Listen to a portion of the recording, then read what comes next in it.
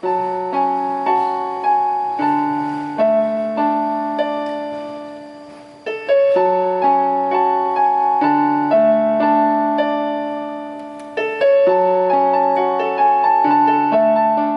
tidak hanya anak-anak, tapi juga orang tua, gitu, bahwa sekolah itu bukan hanya tempat belajar, tapi juga tempat berbagi dan juga tempat berkontribusi.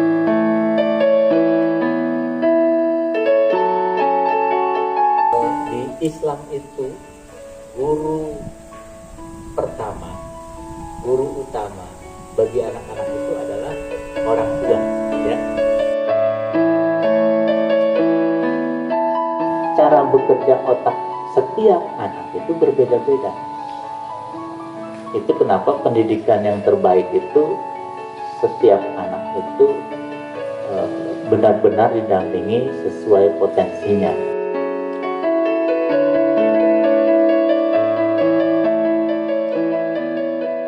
Jadi kalau pengen anak itu jujur, jangan pernah marahi. Saya baru paham kenapa Rasulullah itu tidak pernah marah. Karena dengan itu dia bisa membuat semua sahabat itu jujur. Anak kalau dimarahi, besoknya dia akan memikirkan cara supaya dia tidak dimarahi. Caranya apa? Bohong.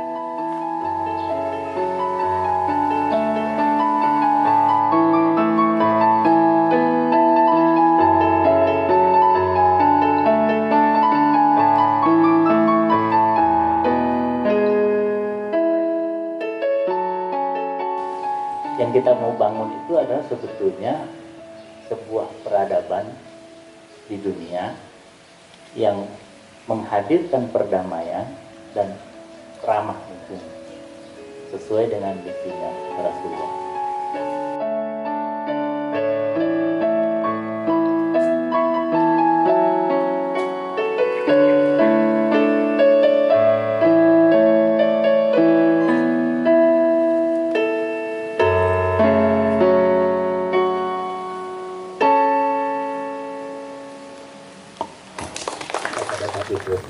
Nah, sampai dengan saat ini di tahun 2021 mungkin kita sangat familiar sekali dengan sekolah alam. Dan di Nusantara ini, gitu, di Nusantara atau di Indonesia, itu sudah hampir 200 sekolah alam ya Bang ya, dari Aceh gitu sampai dengan timur Indonesia. Jadi ada satu hal memang yang insya Allah yang kita lakukan di sekolah alam, yaitu tidak hanya sekedar belajar gitu, tapi kita juga mencoba untuk mengalamkan kepada anak-anak, dan tidak hanya anak-anak tapi juga orang tua gitu, bahwa sekolah itu bukan hanya tempat belajar, tapi juga tempat berbagi dan juga tempat berkontribusi. Nah, untuk sampai ke sana kan kita harus berbicara akar dan penyala geraknya apa, gitu. Budaya apa yang dikembangkan, budaya apa yang menjadi pengikatnya, kemudian penyala geraknya apa, values-nya bagaimana. Karena kan kita tahu bahwa sekolah itu adalah mitra pendidikannya orang tua, gitu. Mitra pendidikan dan mitra pengasuhan kepada anak-anak. Tapi memang kita ketahui bersama bahwa tanggung jawab utama pendidikan ada di orang tua, gitu. Nah, sebagai mitra pendidikan ini kan harus diselaraskan nih, gitu, harus diselaraskan agar pada saat proses pendampingan kepada anak-anak itu memiliki frekuensi, gitu, memiliki pola dan memiliki bahasa yang sama terkait dengan proses pendidikan itu sendiri. Karena kalau ini nggak sama, gitu, maka nanti akan membingungkan anak, gitu. Bahkan mungkin dampaknya akan berdampak negatif kepada anak. Nah, pagi ini kita akan berdiskusi bareng Abang. Abang sehat Bang? Alhamdulillah, mungkin sehat. Kemarin dari Bandung, gitu. Ini roadshow nih Abang. Alhamdulillahirobbilalamin, gitu. Jadi di sini sudah bersama Abang, Bang Lendro. Insya Allah kita akan berdiskusi tentang values, gitu, tentang nilai-nilai, gitu, kemudian tentang culture, tentang budaya yang dibangun, gitu.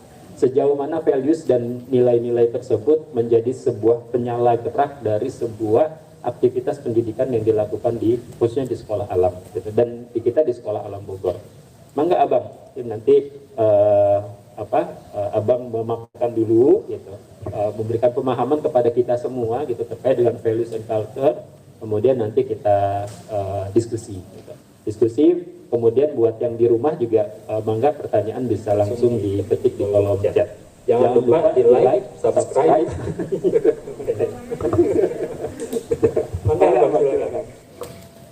Assalamualaikum warahmatullahi wabarakatuh. Bismillahirrahmanirrahim. Alhamdulillahirabbil alamin. Allahumma shalli Muhammad wa ala Muhammad. Kita ini sedang menghadapi sebuah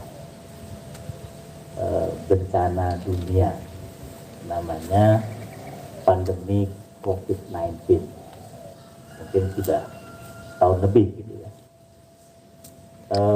Ada yang menarik dengan pandemi COVID-19 ini. Allah Subhanahu wa Ta'ala tuh memaksa semua orang di muka bumi ini untuk kembali ke sunnahnya. Jadi kalau kami di sekolah terbiasa untuk menghadapi berbagai kesulitan, gitu ya, tapi dalam setiap kesulitan itu pasti ada kemudahan.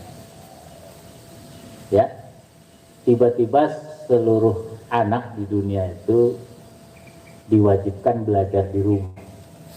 Ini kita nggak pernah kebayang. Ya. Setelah ratusan tahun biasa sekolah di sekolah alam atau di pesantren, sekolah umum, tiba-tiba dipaksa Allah itu untuk kembali ke rumah. Kenapa? Ini sebuah pertanyaan besar. Tiba-tiba semua orang harus mencuci tangan. Ya, orang Jepang belajar mencuci tangan itu dari Al-Quran. Sebelumnya orang Jepang itu tidak pernah mencuci tangan. Jadi semua orang di muka bumi itu dipaksa Allah itu untuk kembali ke sunnahnya. Kenapa abang mengatakan itu kembali ke sunnahnya? Di Islam itu guru utama bagi anak-anak itu adalah orang tua, ya. Ada nggak yang pernah dengar hadis? Jadi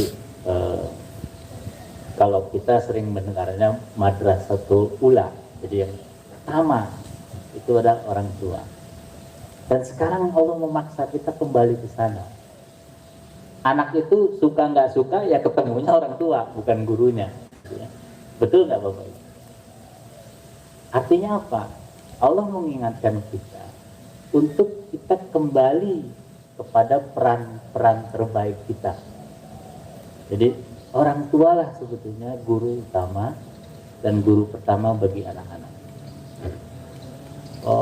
Kemudian terjadi banyak perdebatan. Sebagian besar orang tua nggak siap gitu kan. Nanti gimana ngajar matematiknya, sainsnya, apa segala macam. Kalau kita pahami gitu ya. Jadi waktu itu teman-teman pegiat pendidikan berdebat sama saya waktu itu. Karena saya waktu itu begitu pandemi COVID-19, sekolah itu mengembangkan yang namanya BBK, belajar bersama keluarga. Jadi di negara manapun di dunia nggak ada, pemerintah juga nggak siap. Tapi kita karena yakin ini adalah perintah Allah, kita kembali belajar bersama keluarga.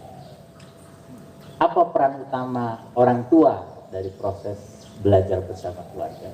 Mereka cukup dua hal saja melakukan. Yang pertama itu memberi teladan akhlak. Karena kan sekolah itu fokusnya itu 80% akhlak. Jadi orang tua cukup memberi teladan saja. Itu bukan hal yang sangat sulit. Even orang tuanya misalnya tidak berpengetahuan, pasti bisa. Nah, kemudian yang kedua itu mendekatkan anak kepada Al-Quran. Gitu ya. Jadi kalau anak ada masalah, berkelahi sama abang adiknya, sama orang tuanya ada masalah, itu kita tinggal buka Quran. Yuk kita cari sama-sama solusinya apa. Karena di Al-Quran itu semuanya lengkap sekali. Jadi kalau kita bertahun-tahun membiasakan anak untuk mencari solusi dari Al-Quran, maka sepanjang hidupnya nanti dia pasti akan menjadikan Al-Quran sebagai sumber untuk menyelesaikan masalah. Cuma dua hal itu aja yang diperlukan oleh orang tua.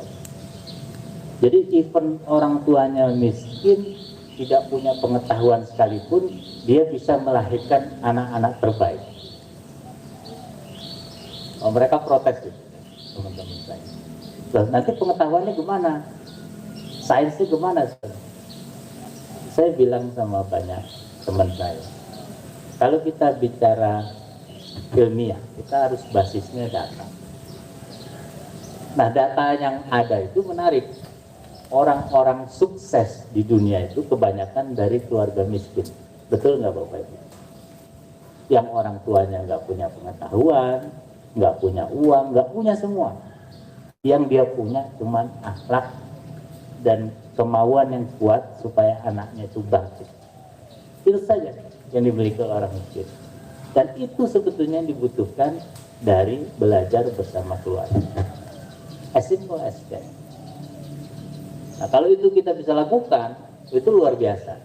Jadi bagi kami di Sekolah Alam, pandemi COVID-19 ini menyempurnakan apa yang sudah kami gagas sejak lama. Karena masalah terbesar dari Sekolah Alam itu adalah orang tua. Jadi pada saat orang tua tidak sepakat dengan konsep ini, jadi masalah. Anak-anaknya harus di sekolah tempat umum, dia mengalami ketidaknyamanan, macam-macam. Bapak Ibu kan mungkin dari sisi environment-nya aja kita udah nyaman gitu ya kalau di Sekolah Alam gitu ya. Kemudian gurunya juga insya Allah baik-baik gitu ya, benar-benar menjadi guru yang berdedikasi, sehingga anak-anak itu bisa tumbuh berkembang sesuai dengan potensi terbaiknya. Di Sekolah Alam ini ya, tugas kami itu sebetulnya mendampingi orang tua untuk sama-sama membersamai anak-anak mencapai potensi terbaik. Nah, potensi terbaik ini yang sebetulnya menjadi banyak perdebatan gitu ya. Apakah cuman knowledge atau dia berbasis bakat gitu kan? Saya tuh ngalami hal yang sederhana sejak kecil sampai saya kuliah di Bandung.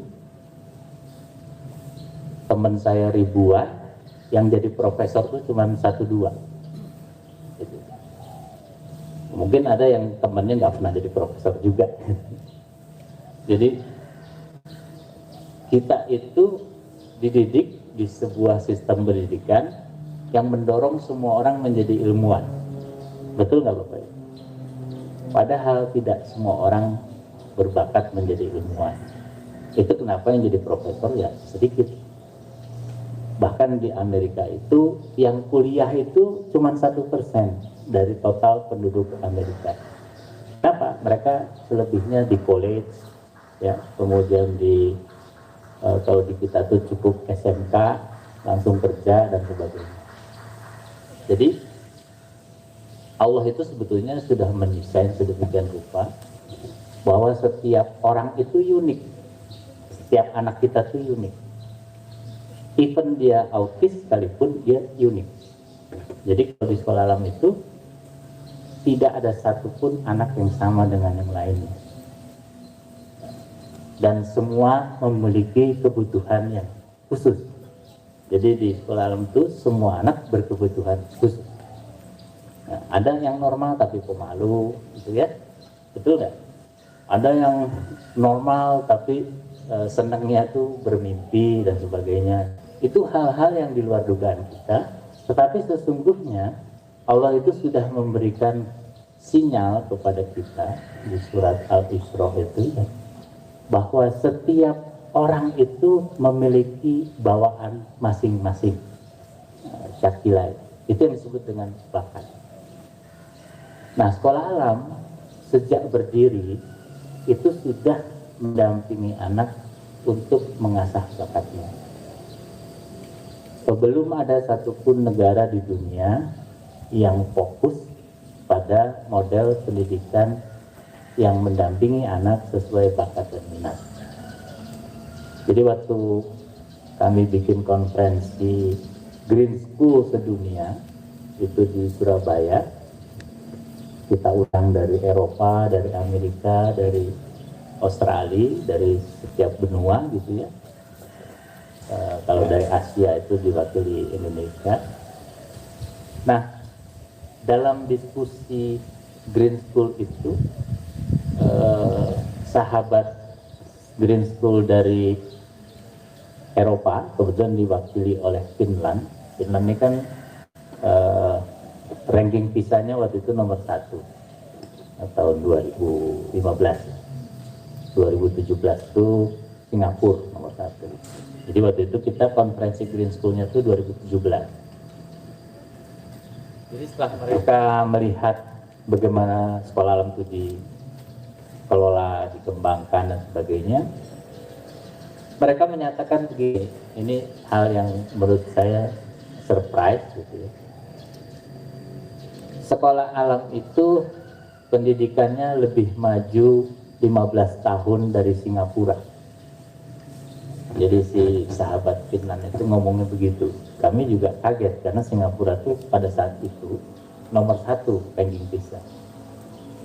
Bisa dua dugaan kita. Yang pertama, dia ingin memuji kita sebagai tuan rumah, atau dia berkata jujur. Saya ambil yang baiknya saja, dia berkata jujur. Saya tanya, reason Anda apa mengatakan sekolah alam itu 15 tahun lebih maju dari Singapura? Yang pertama, sekolah alam itu lebih hijau dibanding Singapura. Oke, sepakat. Yang kedua, sekolah alam itu sudah berbasis bakat sejak pendidikan dasarnya. Kami di Finland, negara kami itu baru mencanangkan tahun 2025, as a nation, kita the first country itu yang menerapkan pendidikan berbasis bakat.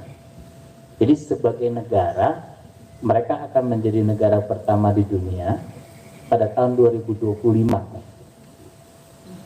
Kita sudah 20 tahun yang lalu melakukannya, tapi sebagai swadaya, bukan sebagai nation.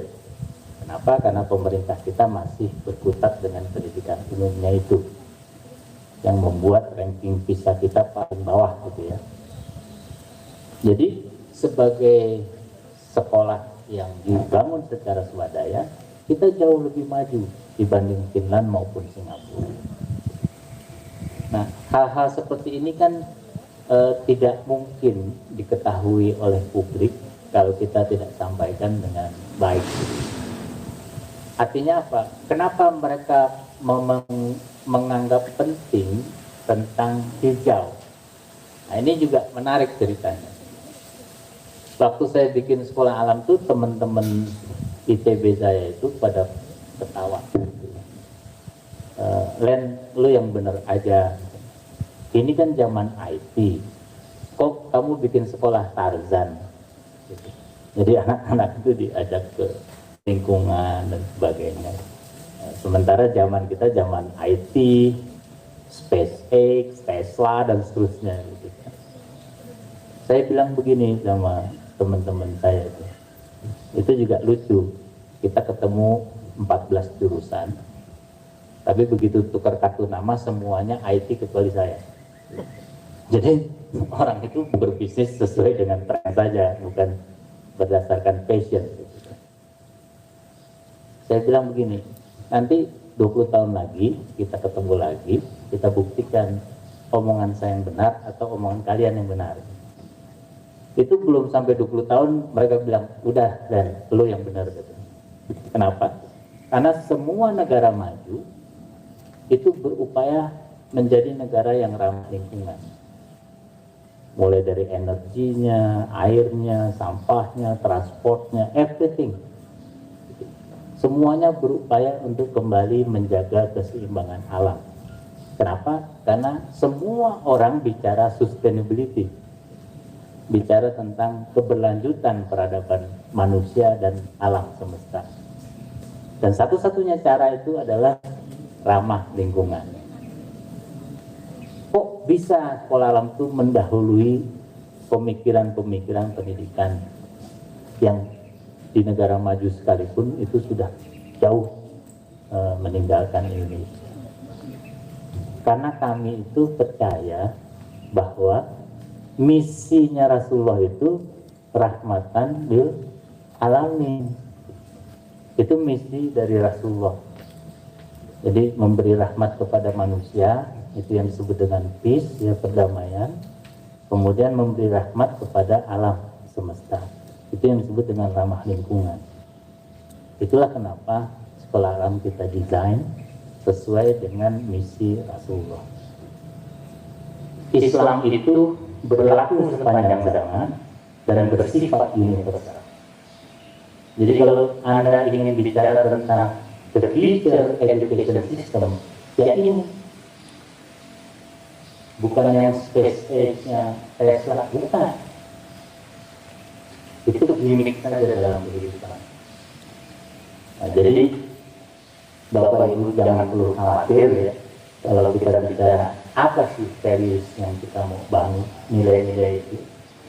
Yang kita mau bangun itu adalah sebetulnya sebuah peradaban di dunia yang menghadirkan perdamaian dan ramah lingkungan sesuai dengan misinya Rasulullah.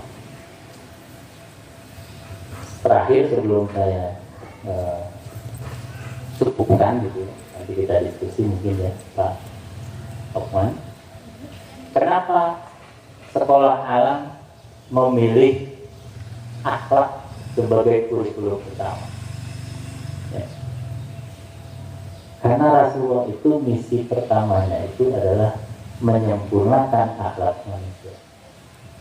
Dia tidak bicara sains, dia tidak bicara teknologi, tidak bicara tentang perang, tidak bicara tentang politik, ekonomi, ya, akhlak.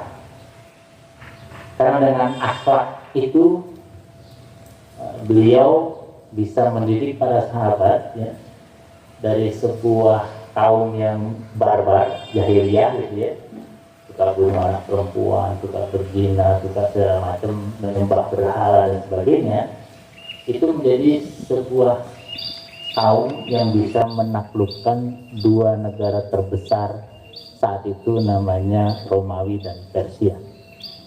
Bukan dengan persenjataan, bukan dengan ekonomi, tapi dengan akhlak.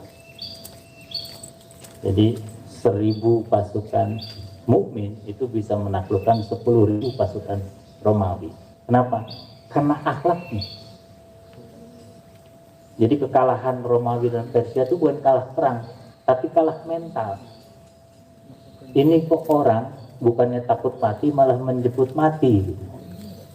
Sementara pasukan Romawi Persia itu takut mati, ya kaburlah dia. Nah, inilah yang sebetulnya hilang dari sistem pendidikan Indonesia sejak kita merdeka. Walaupun pemerintah tahun 2009 itu bertobat gitu ya, karena udah capek juga dengan korupsi dan sebagainya, mereka mengembangkan pendidikan karakter itu tahun 2009, yang sampai hari ini juga masih bingung karakternya seperti apa dan tidak jalan-jalan. Ya, alhamdulillah kita sejak 22 tahun yang lalu setiap hari kita bangun itu.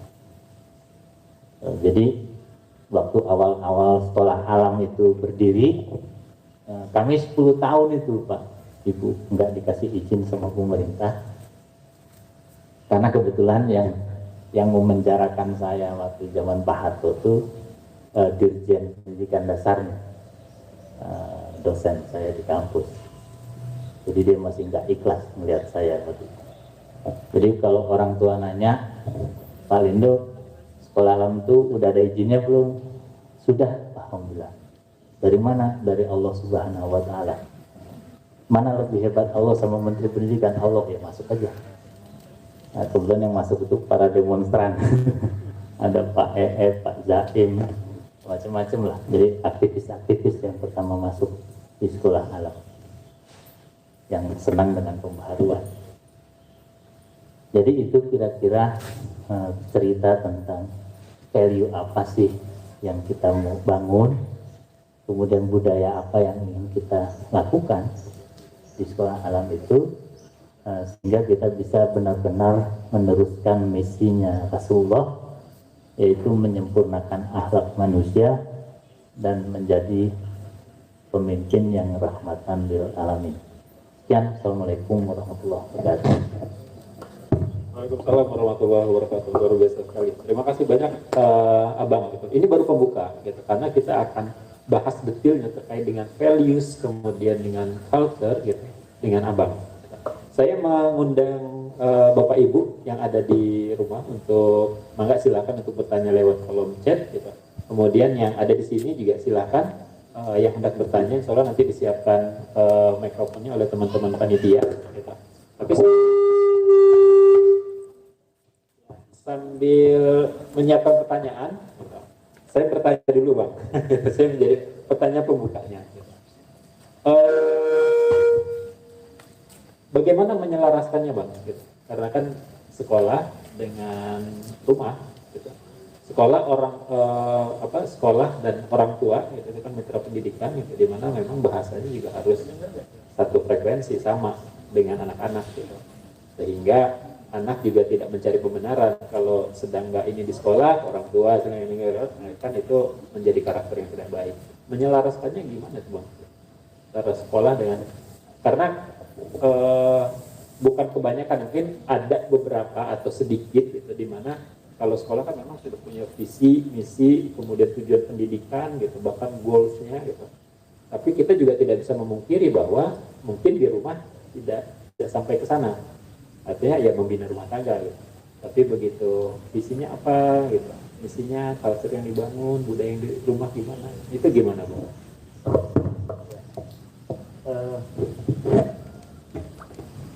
Kita kan mengembangkan yang namanya metode belajar bersama keluarga di saat pandemi, dan banyak sekarang sekolah-sekolah di Indonesia yang mulai mengadop gagasan itu. Kenapa? Karena tanpa itu mereka benar-benar lost generation gitu ya. Jadi tiba-tiba anak-anak tuh ya lebih senang main game dibanding belajar bersama keluarga. Belajar bersama keluarga itu sebetulnya adalah keseharian anak-anak di sekolah. Jadi mulai dari bangun subuh, dia sholat berjamaah dengan keluarga gitu ya, kemudian ngaji bareng, kemudian aktivitas free play, dia main-main sama petnya atau tanamannya dan sebagainya, terus nanti zuhur sholat bareng ya, kemudian mereka melakukan proses bagaimana mengelola rumah gitu ya, mulai dari membersihkan kamarnya sendiri, kemudian mencuci baju, sampai anak-anak itu memasak gitu ya. Anak-anak tuh paling senang kalau diajak masak gitu. Wah, itu heboh sekali, dan mereka tuh akan dalam waktu yang sangat singkat itu bisa memasak seperti halnya orang dewasa. Kemudian membantu orang tuanya membersihkan rumah, bahkan sampai kalau kita mengajarkan mengelola keuangan rumah tangga pun sebetulnya kita sedang mengajar matematik kepada anak-anak. Nah, ini sebetulnya hal yang sederhana, tetapi kalau tidak distrukturkan dalam sebuah metodologi, dia akan tidak optimal. Nah, BBK itu, belajar bersama keluarga, itu justru mengoptimalkan bagaimana proses anak itu belajar dari orang tua, mulai dari akhlaknya, ibadahnya, sampai mengelola rumah tangga, itu benar-benar terstruktur. Nah, apa yang harus kita lakukan dari sisi sekolah, itu mentransformasi semua hal yang biasa kita lakukan di sekolah kepada orang tua. Jadi orang tua itu mulai belajar bagaimana kenali bakat anak. Itu kan sebuah metode yang sederhana, tetapi kalau tidak dipelajari juga tidak bisa. Kemudian mendampingi orang tua menyusun lesson plan, proses belajar anak gitu ya. Kemudian mendampingi orang tua untuk mengajarkan digital literasi. Jadi anak-anak kalau mau pakai internet, apa saja yang boleh, apa saja yang nggak boleh, security-nya seperti apa, segala macam kita semua punya. Nah, semua yang ada di sekolah alam itu sebetulnya harus ditransformasi kepada orang tua. Sehingga orang tua itu mulai kembali ke peran utamanya menjadi guru. Gitu. Berbagai metodologi, pedagogi dan sebagainya itu kita sampaikan kepada orang tua. Sehingga menjadi penting di masa depan itu adalah sekolah orang tua. Nah, sekolah orang tua ini yang sedang kita rancang, sehingga kita bisa mendampingi orang tua itu menjadi sebenar-benarnya guru utama bagi anak-anak kita. Sambil kita fokus ngembangin hal-hal yang di luar itu. Nah, kita ini kan di sekolah alam tuh punya 4 pilar kurikulum. Ya. Beda sama kalau di sekolah umum itu cuma 1 pilarnya. Itu kurikulum akademik. Kalau di kita tuh logika. Kita tuh ada akhlak, ada logika, ada leadership, ada bisnis.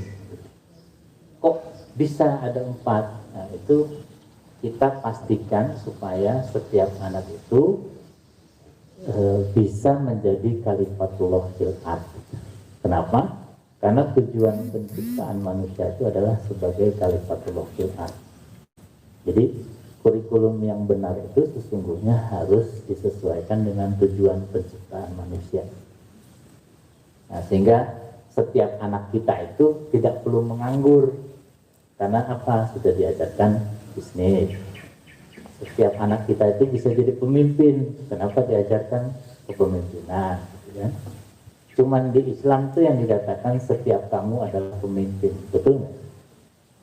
Artinya apa? Itu kurikulum pokok. Kemudian sejatinya setiap pendidikan harus memastikan setiap anak itu bisa cari nafkah. Betul nggak Bapak? Kan tujuan kita itu. Sekarang itu adik-adik kelas saya di ITB itu cum laude itu nggak bisa kerja. Ada lebih dari 10.000 alumni ITB yang tidak bekerja. Kenapa? Karena perusahaan semua sedang bangkrut, sedang menurunkan kapasitas produksinya dan sebagainya. Bayangkan, udah sekolah terbaik, cum laude nggak bisa kerja. Kalau itu buat orang sekolah alam itu pamali gitu. Karena apa? Sejak umur dini anak-anakku sudah kita ajarkan untuk mencari nafkah sesuai dengan bakat dan minatnya. Satu-satunya cara terbaik untuk mengentaskan kemiskinan adalah melahirkan banyak pengusaha. Betul nggak Bapak? Karena dengan banyak pengusaha itulah mereka bisa merekrut tenaga kerja. Jadi kita sudah memilih itu sebagai jalan kita menyelesaikan masalah kemiskinan. Kenapa? Karena menurut World Bank itu total rakyat miskin di Indonesia itu 115 juta orang, hampir 40%. Jadi itulah tugas utama kita sebagai orang-orang yang Allah berikan kelebihan rezeki untuk memastikan orang-orang miskin itu bisa hidup bersama kita, sama-sama menyembah Allah dengan segala kesungguhannya. Jadi doanya Rasulullah itu kan selalu dekatkan aku dengan orang miskin supaya dia tetap bisa berpikir jernih tentang bagaimana menjalankan misi rahmatan lil alamin. Jadi itu kira-kira. Jadi kita ada akhlak, kemudian ada logika, ini yang sama dengan pemerintah, cuman metodologinya beda. Kalau akademik itu lebih menghafal, kalau kita justru membangun sikap ilmiah. Kenapa? Karena di Al-Quran itu ada lebih dari 100 ayat itu tentang proses penciptaan alam semesta, itu selalu diingatkan, apa kamu tidak perhatikan? Apa kamu tidak pahami? Apa kamu tidak amalkan? Itulah yang disebut dengan sikap ilmiah. Jadi mengamati, membangun basis data, mengolahnya, memahaminya, sampai membangun sebuah teori baru. Nah, itu yang kita bangun sehari-hari. Kalau di sekolah umum kan kita hafal, ya. Terus diuji, hafal, diuji. Dan yang terakhir itu bisnis. Kenapa bisnis itu menjadi kurikulum utama. Kalau kita pelajari dari seluruh waktu kehidupannya Rasulullah itu, waktu beliau menjadi pengusaha itu yang paling lama. Jadi 0 sampai 8 tahun itu di alam sebagai penggembala dan sebagainya. Jadi semua nabi itu menjadi penggembala. Jadi dia belajar memahami Allah itu dengan penciptaan alam semesta. Itu kenapa kita disebut sekolah alam. Kemudian 8 sampai 40 tahun itu di bisnis, kemudian 40 sampai 63 baru di politik. Nah itu kenapa kita menjadikan bisnis itu sebagai pilar kurikulum kita. Supaya apa? Supaya mereka menjadi orang-orang yang tangguh. Kenapa? Karena hanya dengan bisnislah kita bisa menjadi orang yang tangguh. Itu saja mungkin yang bisa. Baik, terima kasih banyak Abang. Ya, artinya memang peran orang tua. Kan memang tidak ada sekolahnya orang tua ya. Tapi ya kita buat, kita buat karena memang tadi sebagai motor, kemudian sebagai sekolah dan guru terbaik bagi anak-anak adalah orang tua. Nah, parents orientation ini juga menjadi salah satu program khusus untuk orang tua siswa. Gitu. Jadi kita mengupayakan untuk tetap membuka saluran dialog, kemudian diskusi gitu terkait dengan pendampingannya anak-anak. Jadi parent orientation ini salah satu menu atau kurikulumnya. Gitu. Karena ini juga menjadi salah satu tujuan utama kita. Yang pertama adalah growing mindset gitu terkait dengan pemahaman gitu. Kemudian yang kedua adalah parents engagement, sehingga orang tua juga terlibat dan mendukung terkait dengan proses pendidikannya anak-anak. Gitu. Terima kasih banyak Abang. Kemudian saya mengundang pada Bapak dan Ibu yang ada di sini, silahkan mungkin ada yang hendak bertanya. Mangga. Ini udaranya memang enak ya, menyenangkan. Anginnya nggak terlalu kencang, sepoi-sepoi di bawah pohon gitu. Jadi agak teduh dikit ya, wajar. Mangga silahkan. Oh iya, mangga. Mohon dibantu untuk mikrofonnya.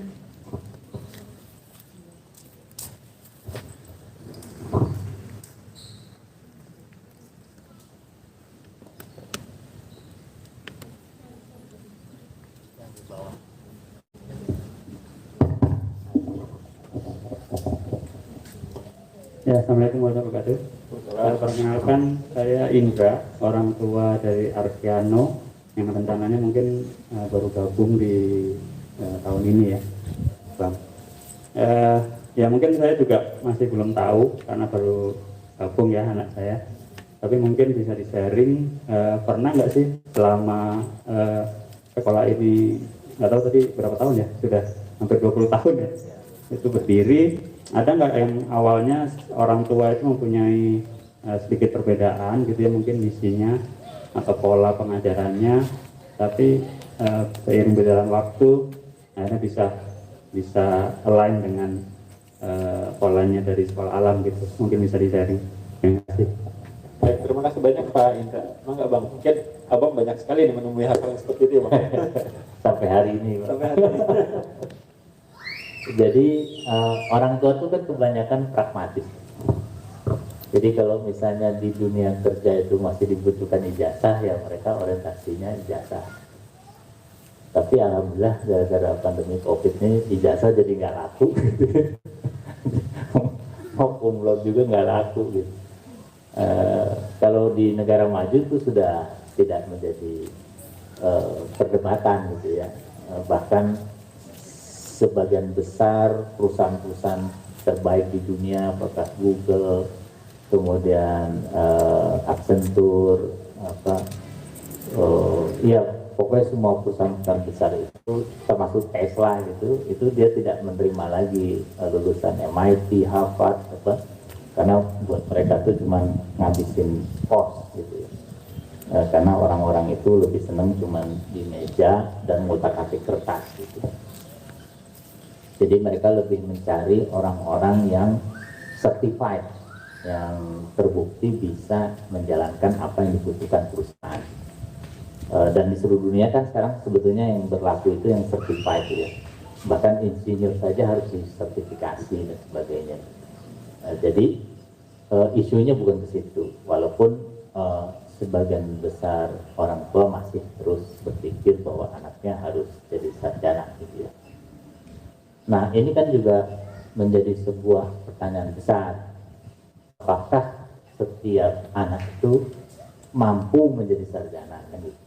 Kan sarjana itu ada apa namanya batasan-batasan, misalnya dari IQ ya, kemudian kan mereka ada tes IQ, ada berbagai macam tes yang sebetulnya tujuannya menyeleksi apakah anak-anak itu mampu menjadi seorang sarjana. Sarjana yang tentunya di bidang ilmu pengetahuan. Berbeda kalau sarjana kuliner misalnya, sarjana musik atau sarjana olahraga, itu kan hal-hal yang berbeda dengan yang ada di masyarakat umum. Nah, pengalaman kami itu biasanya orang-orang tua sekolah alam pada awal-awalnya itu banyak yang menyekolahkan anaknya di sekolah alam itu dengan asumsi kalau pendidikan dasar masih oke lah gitu. Tapi kalau udah pendidikan menengah itu udah harus masuk sekolah umum ya, karena mereka harus mengerjakan tugas-tugas yang akan diujikan. Saya biasanya memberikan clue kepada orang tua begini,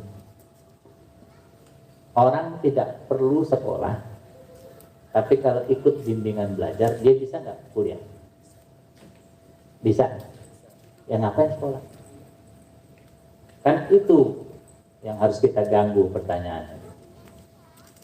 Tujuan sekolah itu bukan sekedar lulus ujian, tapi dia belajar sosialisasi, dia belajar tentang akhlak, tentang leadership, tentang bagaimana bisa mencari nafkah dan sebagainya. Itulah sebetulnya sejatinya sekolah. Kalau cuma sekedar untuk lulus ujian dan masuk kuliah, ya nggak perlu sekolah. Ikut bimbel aja, selesai.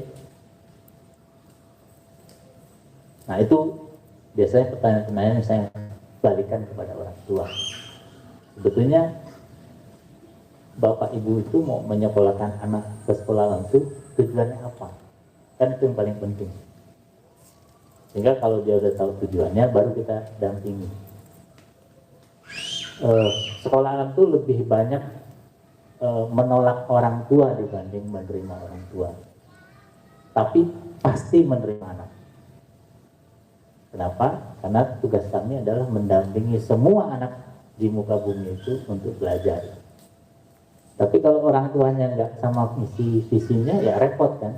Daripada kita bertengkar, berselisih, ya jangan di sini. Silakan cari sekolah yang sesuai dengan apa yang Bapak Ibu inginkan. Jadi kita kembalikan itu kepada orang tua. Jadi itu Pak, biasanya yang jadi masalah. Apakah anak-anak sekolah itu bisa kuliah di ITB, di Jerman, di Jepang? Bisa. Tergantung apakah dia memang Allah berikan IQ yang cukup. Kan gitu aja. Kalau nggak cukup, apakah dia menjadi orang yang terbuang? Enggak. Karena di Islam itu dikatakan makhluk yang terbaik yang Allah ciptakan itu manusia. Jadi manusia itu sebetulnya sempurna. Nggak ada manusia yang cacat. Yang menamakan cacat itu kita. Cacat fisik atau berkebutuhan khusus itu kita. Nah kesempurnaan menurut sekolah alam itu adalah apa yang Allah berikan bakatnya kepada mereka. Jadi seorang siapa tuh yang seniman musik yang buta itu yang sangat terkenal, ya Stevie Wonder dan sebagainya, itu sudah jelas membuktikan bahwa tidak ada orang yang tidak sempurna. Jadi kesempurnaan itu ada terletak pada bakatnya. Jadi misalnya kalau saya contohin itu soal anak autis itu. Anak autis itu ya nggak bisa hidup apa segala macam. berapa banyak anak autis yang hebat di dunia. Kenapa? Karena kalau anak autis itu dia pasti fokusnya 100%, betul nggak Bapak? Kita ini kalau ada cewek cantik sedikit buyar konsentrasi, susah masuk ilmu. Kalau orang autis enggak, 100% dia dapat. Jadi Allah itu sudah mendesain setiap anak kita tuh terbaik menurut versi Allah. Tugas kita tuh mendampingi dia, mengasah bakatnya untuk mencapai potensi terbaiknya. Gitu. Saya pernah mendampingi 2 orang sahabat saya dari seni rupa. Itu kalau bikin tugas akhir itu bisa bertahun-tahun nggak selesai, Pak. Kenapa? Kenapa? Karena orang seni itu berpikirnya bulat. Apa namanya? Kalau bahasa engineeringnya nggak terstruktur, muter-muter gitu. Apa? Ya memang cara bekerja otaknya seniman itu beda sama engineer. Akhirnya saya dampingi mereka 2 bulan selesai. Gitu. Karena tugas saya cuma menstrukturkan pikiran dia saja, sudah. Jadi memang cara bekerja otak setiap anak itu berbeda-beda. Itu kenapa pendidikan yang terbaik itu setiap anak itu benar-benar didampingi sesuai potensinya. Jadi kalau satu kelas ada 40 anak, ya 40 yang kita dampingi. Pendidikan umum itu satu untuk semua.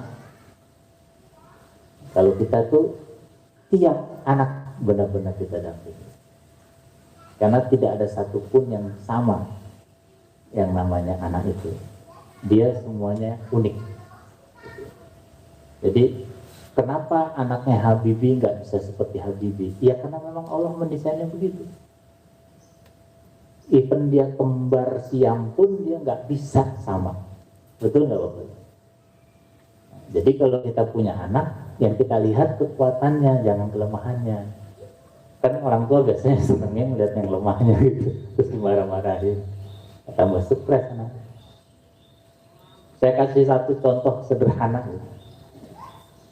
Bagaimana cara terbaik supaya anak itu jujur? Ada yang tahu nggak? Dapat buku nih kalau dapat buku. Ada yang tahu bagaimana caranya membuat anak itu jujur? ya. Oh bener. Tidak memarahi kalau dia salah. Oh Pak Indra. Gimana Bang? Benar? Betul sekali. Jadi kalau pengen anak itu jujur, jangan pernah marahi. Saya baru paham kenapa Rasulullah itu tidak pernah marah. Karena dengan itu dia bisa membuat semua sahabat itu jujur.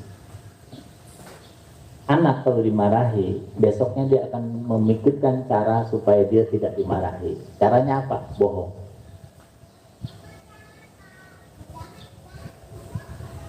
Jadi kalau pengen anak itu tidak berbohong, dia jujur, jangan pernah marahi. Insya Allah dia pasti jadi anak yang jujur. Nah hal-hal seperti itu harus dilakukan sejak kita punya anak, dia lahir dan sebagainya. Bahkan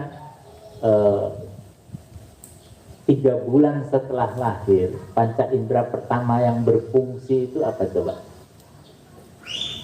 Ya, pendengaran. Apa yang harus kita lakukan dengan pendengaran? Membacakan ayat-ayat Allah. Jadi kalau kita punya anak 3 bulan, ngajiin terus tiap hari.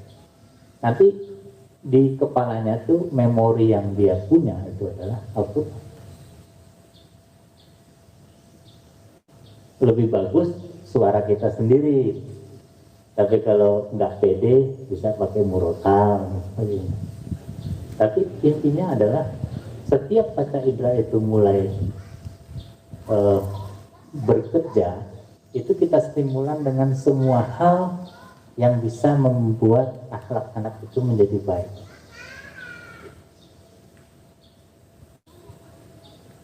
Sederhana sebetulnya, dan jangan pernah khawatir untuk salah gitu.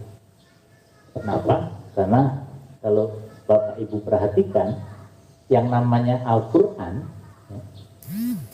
dan hadis itu tidak banyak berbicara tentang anak, betul nggak Bapak Ibu? Betul nggak? Sebagian besar 99% Al-Quran dan hadis itu bicara tentang orang dewasa. Jadi sebetulnya Al-Quran dan hadis itu adalah pendidikan untuk orang dewasa. Di sisi lain, Allah memberikan keleluasaan kepada kita untuk melakukan eksperimen tentang pendidikan anak. Karena Allah tidak banyak mengatur. Jadi, kalaupun salah, itu insya Allah dimaafkan sama Allah. Karena kita tidak tahu. Tapi kalau benar, alhamdulillah. Dan bagaimana kita bisa mendapatkan kebenaran itu? Ikuti seluruh proses bagaimana tumbuh berkembangnya Rasulullah. Nah, itulah sebaik-baiknya proses bagaimana kita mendampingi anak.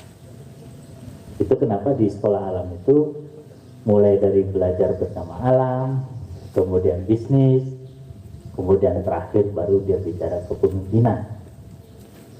Itu semua proses yang dijalani Rasulullah kita rekonstruksikan kembali di sekolah alam.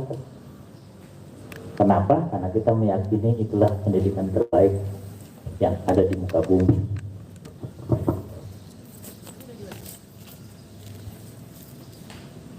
Ya. Baik, terima kasih Bang. Begitu Pak Indra ya. Jadi memang yang pertama ya harus ditanyakan dulu, mengkonfirmasi tujuannya apa. Kan di awal mungkin menselaraskan di sekolah visi misi goalnya seperti ini, apakah ini selaras dengan visi misi dan tujuan dari pendidikan di keluarga. Jika selaras maka akan baik jalannya. Jika tidak selaras mungkin akan banyak obstacle yang akan ditemui pada saat proses belajarnya. Di SD 6 tahun itu bukan waktu yang singkat. Jadi kalau di awal sudah tidak selaras, kita selama 6 tahun energinya akan besar itu kan keluarnya. Baik, terima kasih untuk Pak Indra. Door prize-nya nanti disampaikan gitu. Door prize-nya. Oke, baik. Ini menarik Bang karena di chat YouTube juga banyak pertanyaan, tapi kita pilih ya Bang ya. Ini ada beberapa pertanyaan, saya pilih yang pertama ini karena terkait dengan pandemi gitu. Jadi ini dari bundanya Abram, Bunda Abram. Dengan adanya pandemi, ruang gerak anak menjadi sangat terbatas. Sedangkan tipe anak itu harus berkegiatan di alam, kemudian untuk membebaskan energinya. Gitu. Adakah solusi terbaik untuk saat ini? Di satu sisi mungkin dari sisi orang tua juga punya kekhawatiran yang tinggi terkait dengan kondisi kesehatannya anak kalau berkegiatan di luar. Gimana? Ini kan diskursus yang nggak selesai-selesai di seluruh dunia. Tapi karena kita ini sekolah, basisnya adalah data ya, dan sikap ilmiah. Perlu Bapak ketahui,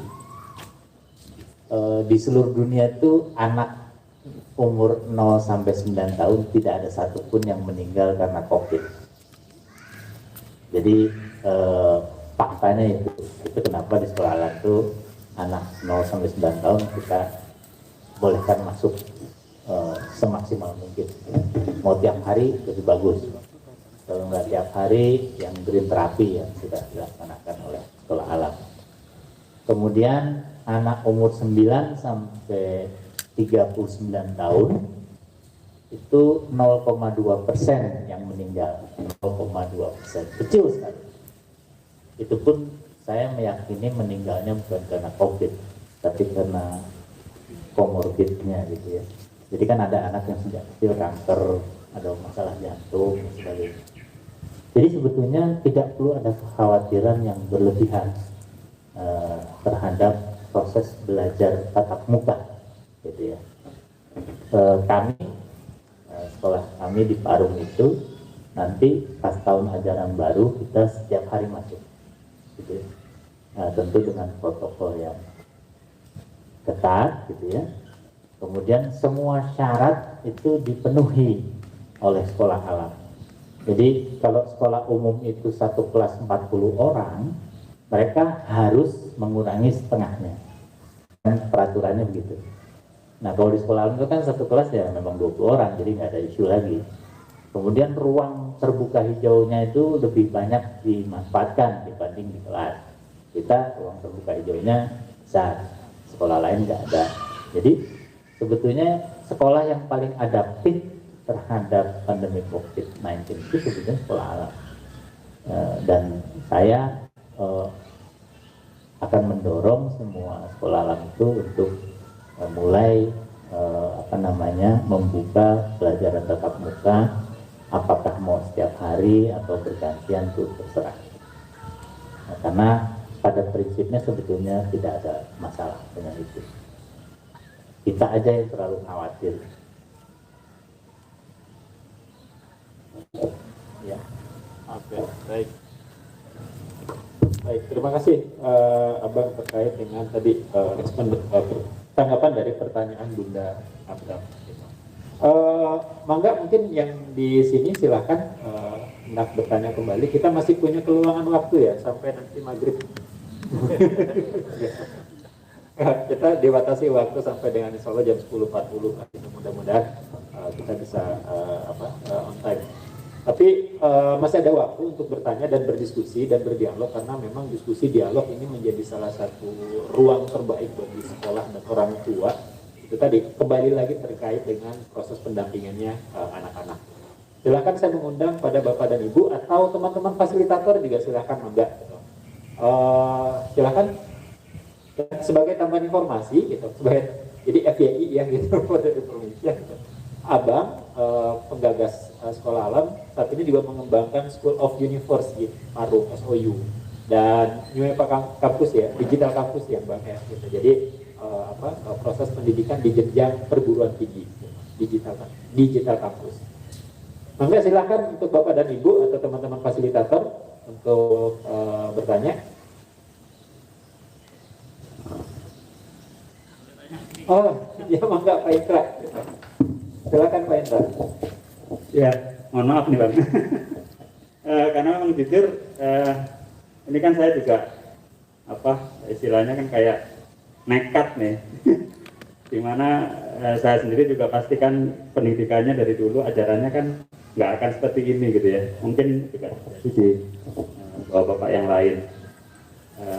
Jadi jujur di hati ini juga masih gamang gitu ya Bang. Nah ini mungkin kesempatan untuk meyakinkan diri gitu. Nah tapi mungkin mumpung bisa tanya, saya tanya dulu sekarang. Misalkan gitu ya, seorang anak ikut nih programnya sekolah alam, di sini maksimal sampai SMP ya, program lanjutannya ada Pak SMA. Oh sampai SMA ada ya. SMA. Misalkan ngikut gitu ya, terus ternyata dia ini punya karakter yang bisa dimaksimalkan ke yang tadi akademisi misalkan atau saintis gitu ya, yang butuh pendidikan lebih lanjut misalkan di universitas gitu. Kemarin saya juga sudah sempat tanya ke fasilitator, nah itu bisa karena nanti bisa kejar paket dan lain-lain.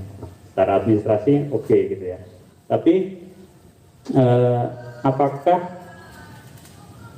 pola pendidikan yang sudah diajarkan dari SD ini itu kira-kira berlawanan nggak ya kalau nanti ternyata si anak ini ternyata cocoknya malah saintis gitu misalkan gitu ya. Walaupun kalau saya pribadi sih memang jujur tidak ingin anak saya seperti itu, tapi kan saya nggak tahu gitu ya. Kira-kira seperti itu. Gimana deh Bang? Ya. Jadi pertanyaan yang sering mengemuka di sekolah alam gitu ya. Karena orang menganggap sekolah untuk kerjanya cuma main-main. Tapi Bapak Ibu harus ketahui bahwa Finlandia itu menjadi nomor 1 di dunia itu karena main-main. Jadi kalau Bapak lihat video-video tentang konsep pendidikan Finland, mereka tuh punya 3 prinsip yang mereka kembangkan, yang membuat mereka menjadi nomor 1 di dunia. Yang pertama itu no homework, tidak ada PR. Yang kedua itu main. Jadi tugas kepala sekolah itu membuat semua anak itu bermain. Karena bermain itulah cara belajar anak yang terbaik. Jadi dia menggunakan seluruh panca indera untuk menstimulan ilmunya. Yang ketiga itu silaturahim. Karena kan rezeki itu dari silaturahim. Jadi 3 prinsip itu yang dikembangkan oleh Finland. Dan itu sudah kita lakukan sejak awal. Jadi kalau orang menganggap sekolah main-main itu gak benar, ya lihat aja Finland. Itu yang menjadi terbaik di dunia. Nah, kemudian bagaimana dengan anak-anak yang nanti punya bakat menjadi saintis? Di sebagian besar negara maju itu, pendidikan dasar itu mereka fokuskan untuk membentuk moral. Karena negara itu tanpa moral yang baik tidak berjalan dengan baik. Jadi semua bangsa besar itu dijamin moralnya baik. Mau Jepang, mau Jerman, mau siapapun, Singapura itu pasti seperti itu. Jadi mereka memulai dengan moral. Bahkan penelitian terakhir dari seorang Thomas J. Stanley, dia meneliti lebih dari 2000 orang paling sukses di dunia, ya. Dia mencari 10 poin terbesar yang membuat semua orang itu sukses. Itu semuanya ada di kurikulum sekolah alam. Yang pertama tuh jujur, kedua disiplin. Jadi sebagian besar tuh akhlak, kemudian logika ada, kemudian yang ketiga itu leadership, dan yang terakhir bisnis. Jadi kita sudah memenuhi 10 prinsip penentu kesuksesan orang di seluruh dunia di 4 pilar kurikulum kita. Nah, di penelitian Thomas J. Stanley itu menarik. Poin ke-21 penentu kesuksesan seseorang itu adalah ini Pak, IQ. Jadi IQ itu penentu kesuksesan nomor 21. Terus nomor 22 itu perguruan tinggi terbaik. Jadi orang-orang yang lulusan MIT, Harvard, ITB itu cuma nomor 22 yang menentukan kesuksesan dia. Jadi apa yang sudah dilakukan di sekolah itu sebetulnya sudah optimal. Tetapi kalau dia bakatnya itu sains, nah ini menarik. Sekolah alam itu kan sejak kecil kita dampingi supaya anak mengasah bakatnya. Jadi kalau ketemu bakatnya itu adalah ilmuwan, maka dia magangnya sama profesor. Jadi di sekolah alam Bogor, di sekolah kami di Parung, kalau bakatnya akademik, kalau kami biasanya kerjasama sama UI. Jadi saya titip-titipkan aja sama profesor-profesor sahabat saya, ini anak saya bakatnya ini, tolong dampingi. Dan mereka semua surprise, kok bisa ya anak umur belasan tahun bisa pengen jadi saintis gitu. Dan mereka nikmati itu dan mendampinginya dengan sungguh-sungguh. Jadi sebetulnya nggak perlu khawatir, karena cara belajar terbaik itu sebetulnya magang bersama jagoknya. Kalau bahasa kami itu learn from maestro.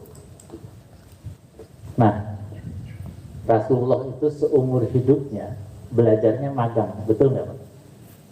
Magang sama ibu susuan, sama kakeknya, sama pamannya, terakhir sama Siti Khadijah, ya. Jadi itulah sebetulnya cara belajar terbaik. Di negara-negara maju sudah dilakukan, terutama Jerman. Jerman itu dengan dual sistemnya. Jadi kalau saya mau masuk jurusan elektro di Aachen, saya harus magang dulu di pabrik. Kalau saya nggak bisa ngelas, ngebubut dan sebagainya, saya nggak bisa masuk ke elektro Aachen. Jadi saya harus bisa dulu, harus magang dulu, harus tampil dulu, baru bisa. Di Indonesia kan nggak, asal bisa lulus tes masuk. Ada tuh sarjana elektro yang nggak bisa ngelas, nggak bisa ngebubut dan sebagainya, nggak bisa nyolder, banyak. Kalau di sana nggak bisa, harus bisa. Nah, jadi kami di sekolah alam itu yang berbakat ilmiah pun kita dampingi, magangnya ya di profesor, di LIPI, di macam-macam, di lab-lab kan banyak. Mereka senang biasanya karena memang passionnya di situ. Cuman memang pada saat mereka harus masuk kampus dengan formal, mereka kan harus ikut tes. Nah, disitulah nanti Bapak Ibu bisa mendampingi anak-anaknya untuk ikut bimbel. Jadi cukup ikut bimbel aja, insya Allah lulus. Yang penting kan IQ-nya tinggi. Jangan sampai anak kita IQ-nya rendah dipaksakan kuliah. Nanti dia stres. Tapi dia pasti punya kekuatan lain. Nah, kekuatan lain itu yang kita asah. Saya biasanya berpesan kepada orang tua itu, jangan pernah menitipkan mimpi kita kepada anak. Kenapa? Karena setiap anak pasti punya mimpi sendiri. Nah, kebanyakan kesalahan orang tua itu nitipin mimpi, gitu. Sehingga anak-anaknya tidak bahagia dalam menjalani proses belajar, kehidupannya, dan sebagainya. Waktu anak saya yang pertama kan pemusik dia. Jadi waktu saya dampingi dia jadi pemusik itu, seluruh keluarga besar saya itu menolak. Dan saya tetap, kalau bahasa Sundanya, kekeh. Karena bakatnya musik, ya saya dampingi. Sampai hari ini pun masih menolak, walaupun anak saya itu sudah 3 tahun berturut-turut itu dapat anugerah musik Indonesia gitu ya. Sudah kecil yang luar biasa, tetap aja ditolak. Tapi itulah kehidupan. Artinya kan tidak semuanya smooth seperti yang kita inginkan. Gitu Pak. Jadi nggak perlu khawatir itu. Karena kan memang satu anak kita dampingi benar-benar sesuai dengan bakat dan minatnya. Jadi kalau bakat minatnya ilmuwan, ya kita dampingi sebagai ilmuwan. Tinggal perlu di-adjust nanti pada saat dia harus masuk ke sebuah perguruan tinggi, kan harus ikut tes-tes yang banyak itu. Tapi ada sekarang tuh seperti siapa? Iban. Oh iya. Nah, jadi ada alumni sekolah Bogor itu, dia nggak mau belajar seperti sekolah umum, tapi dia senang magang. Portofolio magangnya banyak sekali, dia senangnya di peternakan. Terus dia apply ke Selandia Baru yang sangat jago di bidang peternakan, diterima di kampusnya tanpa harus mengikuti tes. Gitu. Kenapa? Karena portofolionya itu sudah membuktikan dia itu sudah advance. Nah, di masa depan mungkin perguruan tinggi akan bisa menerima jalur-jalur lain selain tes seperti itu. Mudah-mudahan. Saya punya siswa berkebutuhan khusus Down syndrome, tapi dia bakatnya itu jadi coach. Itu juga diterima di IKIP Jakarta, Pak UNJ, untuk menjadi coach untuk anak berkebutuhan khusus. Ribut itu di UNJ itu. Ada sebagian besar profesor yang nolak, ada yang setuju. Alhamdulillah dia sekarang sudah punya sekolah khusus anak berkebutuhan khusus. Jadi memang di masa depan, di mana kita tidak pernah tahu apa yang akan terjadi, kan kalau sering dengar Pak pakar ngomong di World Economic Forum itu kan, ada 800.000 jenis pekerjaan hilang, akan lahir sekian. Siapa yang bisa tahu gitu? Kalau semuanya tidak tahu, terus mau ngapain kan gitu? Nah, buat kami sederhana, kita bisa tahu sesuai dengan kekuatan kita masing-masing. Jadi kita kembali ke bakat kita masing-masing. Kita nggak perlu pusing dengan segala perubahan yang ada. Karena akhirnya Allah itu pasti akan memberikan rezeki sesuai dengan kemampuan kita. Pasti ada rezekinya. Bang pemulung aja ada rezeki. Iya, benar sekali ya Bang ya. Awalnya ada yang di highlight itu adalah jangan pernah menitipkan mimpi pada anak-anak. Atau jangan pernah menitipkan cita-cita kepada anak. Karena memang anak-anak juga punya mimpi dan cita-cita yang lebih indah daripada kita. Sederhananya dulu pengen jadi dokter, nggak masuk kedokteran gitu. Jadi anaknya harus jadi dokter. Gitu. Itu kan suatu hal yang salah tanpa melihat potensi anak. Gitu. Setiap anak punya potensi. Bagaimana cara menggalinya? Yaitu mengenalkan anak dengan berbagai macam aktivitas. Jadi begitu banyak melakukan aktivitas nanti akan ketemu tuh. Tinggal kita lihat gitu Bang ya, ini senangnya di mana, bisanya di mana gitu. Ya salah satu contoh tadi yang disampaikan oleh Abang adalah Iban. Salah satu alumni SD dan SM di sekolah Bogor. Kemudian di kita, alhamdulillah ada angkatan pertama di kita Bang gitu, yang sekarang pulang kampung. Jadi angkatan pertama kita lulus SD itu 2010 gitu. Kemudian ada juga yang lanjut ke SM lulus tahun 2013 gitu. Kemudian melanjutkan di SMA, di kuliah di Brawijaya, kemudian ada di Undip. Di sini ada Laras angkat tangan. Ini Laras angkatan pertama kita. Kemudian ada Vira, ada Vira. Gitu. Jadi balik lagi gitu. Nah, di sini kan ada suatu hal yang menarik nantinya, diskusinya nanti akan menarik karena mereka mengalami dulu gitu. Mengalami sebagai siswa, kemudian sekarang mengalami sebagai guru, sebagai fasilitator. Jadi diskusinya akan menarik. Saya sangat sepakat sekali tadi disampaikan oleh Abang gitu kan. Anak-anak kita yang punya jalurnya, kemudian punya cita-cita yang indah, mimpi yang indah, tinggal kita membersamai, memfasilitasi, mendampingi gitu. Sehingga anak-anak kita tumbuh menjadi ya itu tadi gitu. Karena kan menjadi pemimpin peradaban ya Bang ya gitu. Itu nggak ujuk-ujuk, dan peradaban juga bukan dalam waktu tempo yang singkat, hitungan 10 tahun, 20 tahun tidak. Tapi itu kan kalau dari hitungan waktu lama sekali ya Bang ya. Kita berbicara peradaban.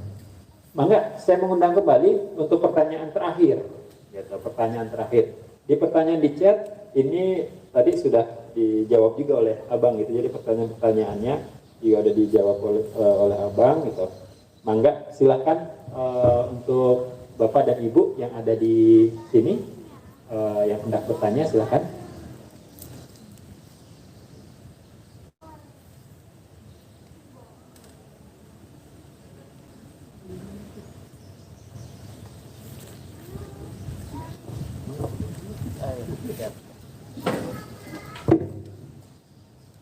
Sambil menunggu pertanyaan. Silakan, ada mungkin? Oh ada, ya silakan. Ada Bu Lina. Bismillahirrahmanirrahim. Assalamualaikum warahmatullahi wabarakatuh. Terima kasih atas kesempatannya Pak Okwan. Saya punya 2 pertanyaan. Oh ya, sebelumnya perkenalkan, saya Bu Lina, saya fasilitator SD di Sekolah Ala Bogor. Ya. Saya punya 2 pertanyaan. Yang pertama, tadi di pertanyaan sebelumnya kan disampaikan bahwa orang tua tidak diperkenankan memarahi anaknya, begitu ya Bang ya. Insya Allah kita semua juga sedang berproses untuk menjadi orang tua yang sabar, begitu ya. Nah, tapi kita tahu bahwa pengaruh lingkungan luar ini sangat kuat, luar biasa gitu ya. Dan terkadang hal-hal ini mengajarkan anak kita pada nilai-nilai yang tidak selaras dengan apa yang kita ajarkan begitu.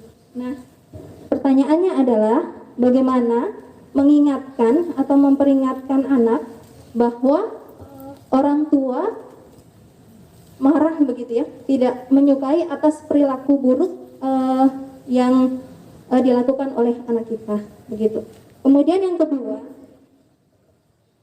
nah ini terkait dengan minat dan bakat, bagaimana mengarahkan bakat anak-anak kita apabila menurut kita bakat tersebut bertentangan dengan nilai-nilai yang kita ajarkan atau yang kita yakini kurang sesuai begitu. Mungkin itu saja. Terima kasih. Assalamualaikum warahmatullahi wabarakatuh.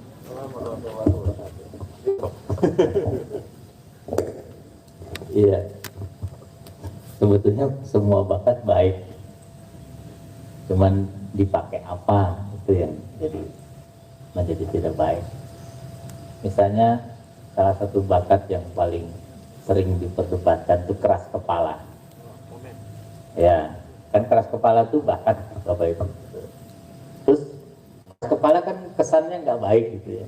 Padahal dia baik untuk jadi lawyer, jadi debt collector, untuk jadi pemimpin. Gitu. Kalau debt collector ngalah ya udah sih nggak bakal dapet duit ya. Sama lawyer, kalau Bapak pasti sering lihat ILC itu, nggak ada yang mau ngalah kan, karena semua keras kepala. Memang bakat mereka itu.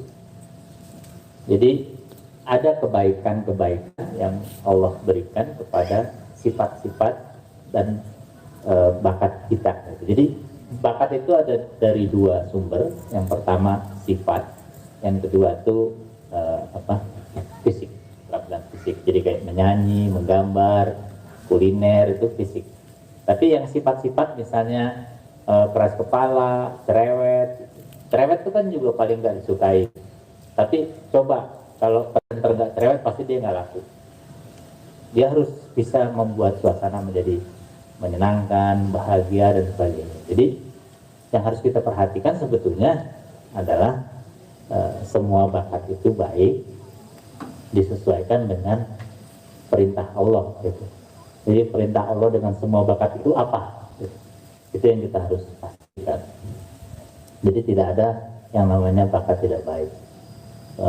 Mengenai musik, ini kan banyak sekali perdebatan antara ulama satu dengan ulama lain gitu. Sebagian besar ulama itu tidak menyetujui musik sebagai sebuah profesi. Nah, tapi jangan salah, di setiap peperangan pasti dibutuhkan musik yang disebut dengan tambur untuk menyemangati proses perang. Jadi tetap musik itu dibutuhkan, tapi disesuaikan dengan perintah Allah.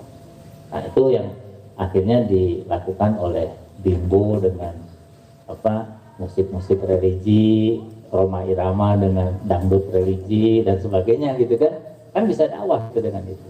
Jadi sesuaikanlah dengan perintah Allah semua bakat itu. Nah, kemudian soal yang pertama tadi memarahi.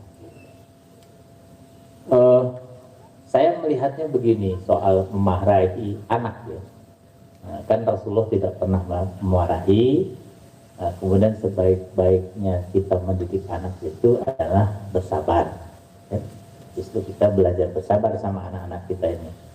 Nah, apa yang sebetulnya menjadi pesan penting dari proses tidak memarahi ini? Ya,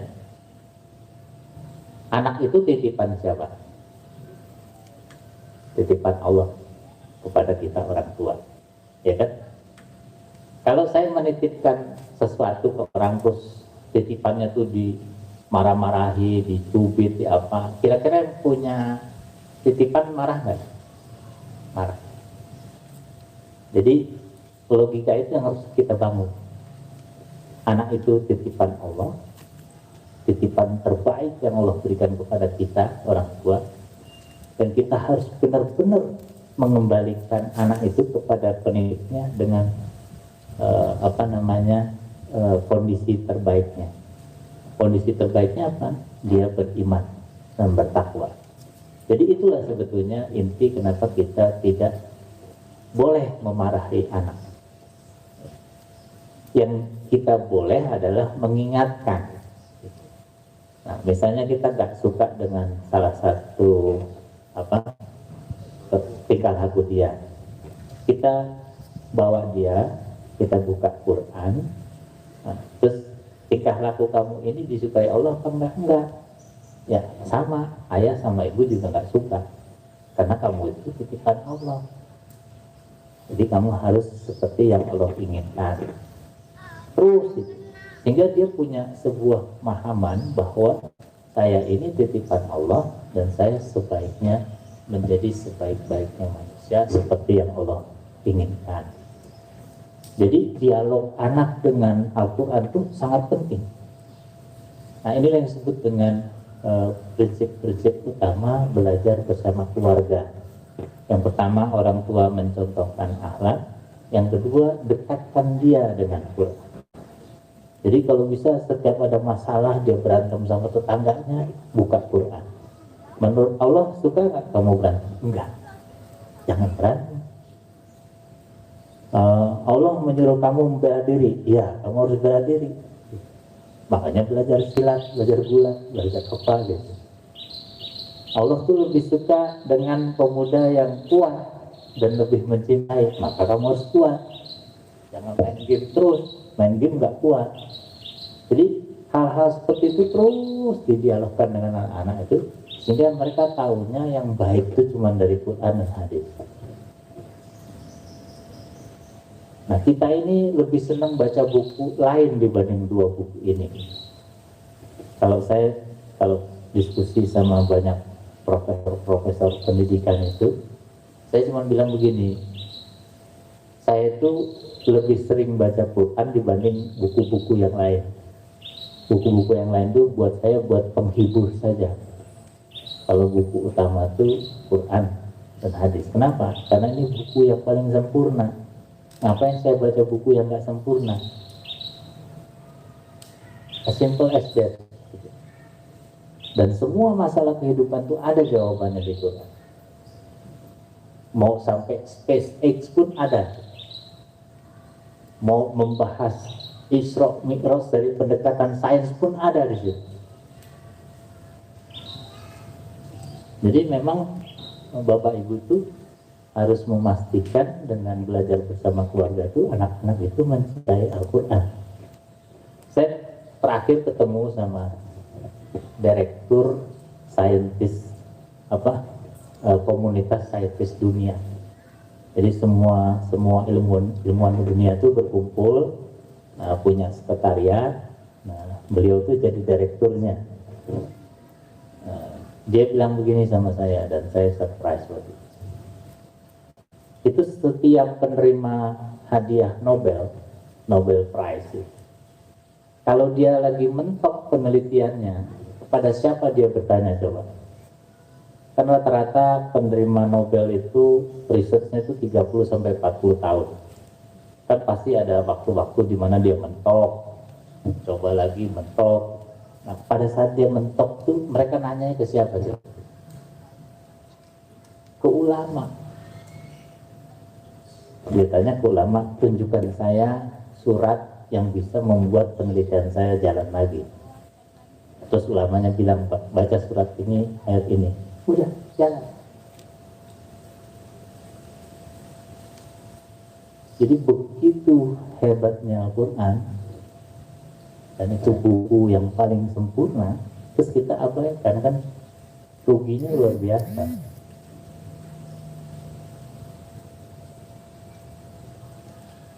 Nah, saya bersyukur dulu masuk penjara itu, jadi ngajinya rajin. Kalau di luar penjara kan banyak gangguan ya Bapak Ibu. Kalau di penjara tuh 24 jam ngaji aja. Pantesan Buya Hamka itu bisa menuntaskan tafsir Al-Azhar itu di penjara. Kalau Endo tafsir sekolah alam di penjara. Jadi saya menggagas sekolah alam itu waktu di dalam penjara. Nah, jadi sebaiknya memang kalau pengen itu masuk penjara saja itu bagus. Enggak, ini bercanda. Baik, terima kasih banyak Abang, luar biasa. Banyak sekali yang kita dapatkan ya Bapak dan Ibu. Insya Allah apa yang disampaikan oleh Abang ini menjadi inspirasi dan penguat bagi kita semua. Di sini juga ada teman-teman fasilitator yang juga ikut menyaksikan baik online maupun offline gitu. Sehingga kita memiliki pemahaman dan bahasa bersama terkait dengan proses pendampingan dan pola pengasuhan anak. Gitu. Jadi satu hal yang saya highlight tadi di Abang yaitu adalah dialog. Dialog, ngobrol. Jadi jangan diam-diam. Jadi ngobrol, dialog itu menjadi salah satu metode yang ternyata luar biasa dampaknya, luar biasa impactnya. Kayak dengan ya kalau ada sesuatu ya diobrolkan, didialogkan gitu. Tentu walaupun memang di awal tidak terbiasa, tapi kalau itu dilatih terus-menerus itu juga menjadi suatu proses pembelajaran yang baik ya bagi anak-anak dan tentunya juga bagi kita orang tua.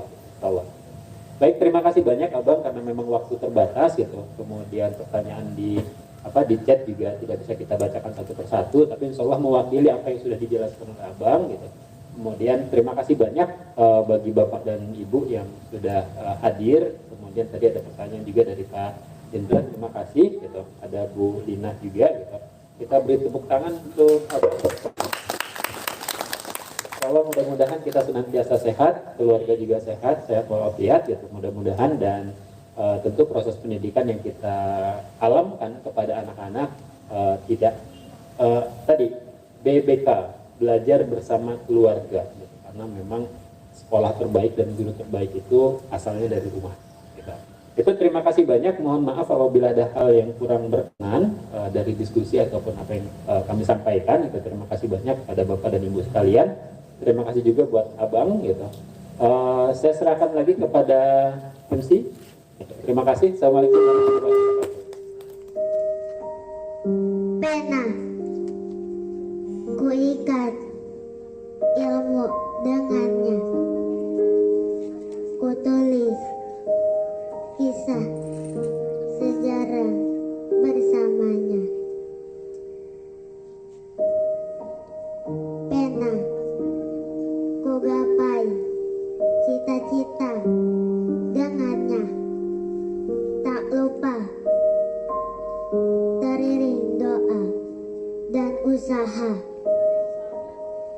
sebagai wujud penghambaanku pada Sang Pencipta. Pena, bersamanya cerita cinta berbau surga, agar manusia tak terjebak pada dunia yang fana, tak jelas asalnya, tak jelas pula hasilnya. Pena, simbol peradaban dari zaman purba ke zaman aksara, di mana manusia tak lagi menghambakan diri pada mitos yang tak jelas asalnya. Pena, dengannya hidup manusia menjadi mulia lantaran mencari ilmu untuk kesejahteraan dunia. Assalamualaikum warahmatullahi wabarakatuh. Waalaikumsalam warahmatullahi wabarakatuh.